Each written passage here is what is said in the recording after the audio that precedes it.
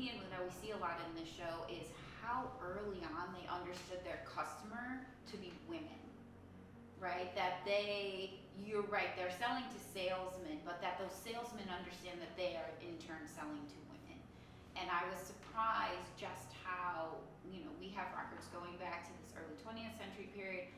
They're talking about women in the 1910s and the 1920s, and a lot of times we don't think about women as having a particular, they're at the home, right? But we don't think of the ways in which, well, that home needs to be furnished. And in the 20th century, you're very rarely going to make your own furniture, you're going to purchase it.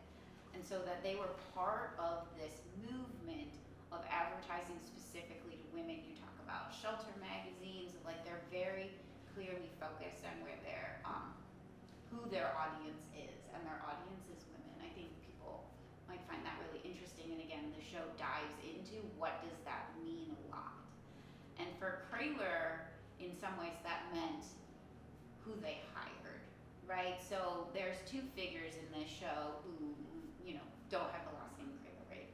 Alice Alexander and then Fredi Leaf. So how did we go about, who were they, and how did we go about finding out their roles in Kroehler? Alice Alexander she initially worked for their public relations firm before becoming one of the vice presidents at Kroehler. Fredi Leaf was a commercial artist that she worked with extensively. And it was sort of by happenstance that Fredi's work grabbed my attention because I had actually known her.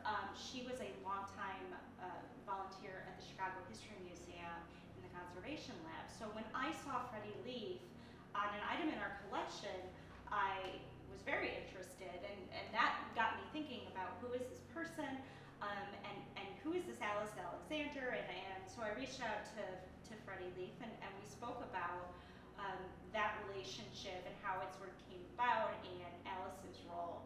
And what Fredi had explained to me is, she was a working commercial artist, and she would get these ideas from Alice Alexander, who was constantly churning them out. How can we get to consumers?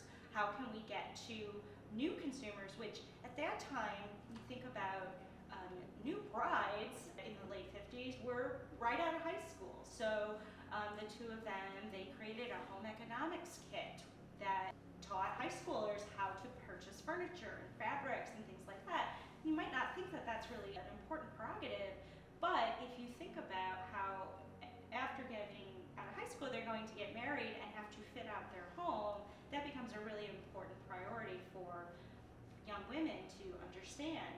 Basically, they worked together. Fredi was a contractor.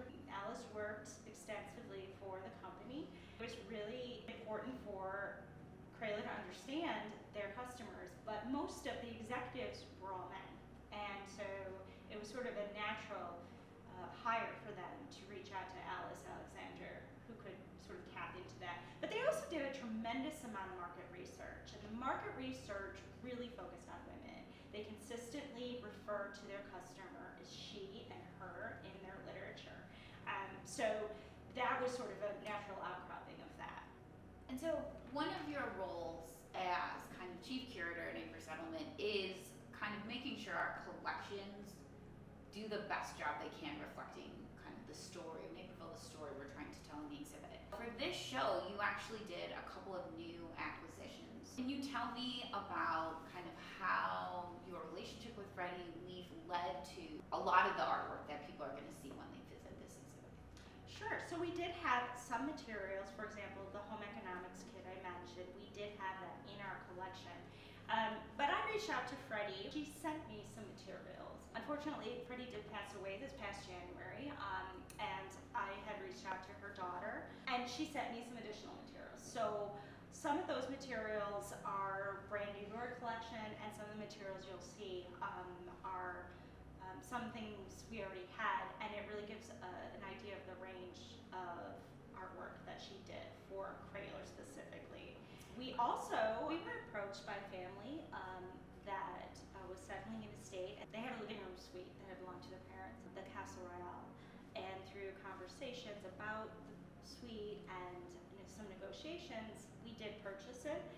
We generally rely on donations of artifacts, but this was a really unique situation where it was an entire suite of upholstery materials, and we don't really have a whole lot of upholstery They tend not to last as long. And so we have a lot of case furniture, a lot of dressers and bureaus and things like that. That doesn't really reflect the strength of Kroehler. It was the largest upholstery manufacturer. They in fact struggled to sell wooden furniture.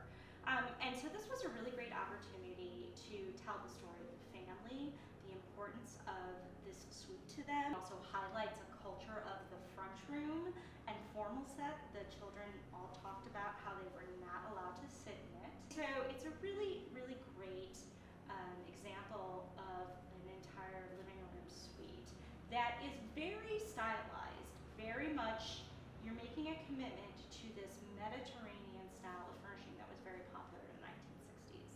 And that piece, I think, also pulls on one of the things that we constantly see in the market research that Kroehler is doing is this idea that people felt like they were judged by their furniture, especially that furniture in the front room. And for me as a historian, one of the connections I like to make a lot is as you tour our buildings, you'll start to see the kind of birth and evolution of the front parlor, right? Which is that precursor to the French room of like, okay, in the 19th century, now we get a little leisure time. We're gonna have this space to relax, and how it develops into this space where, you know, we're sitting in front of our picture window display where people can see in and they can see your furniture, and you can also see out and you can see the neighborhood. And so that kind of how you start to get judged by your furniture. And then for us as historians, it works really well because furniture that isn't sat on is furniture that's easier for us to preserve, right? So much of history is subject to what survives versus what doesn't. And if we could get in a time machine, we'd want to save a whole bunch of stuff that we don't actually have anymore.